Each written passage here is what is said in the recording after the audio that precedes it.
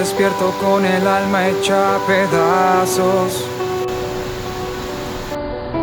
Hoy me despido sin querer decir adiós. Vete despacio para no sentir tus pasos.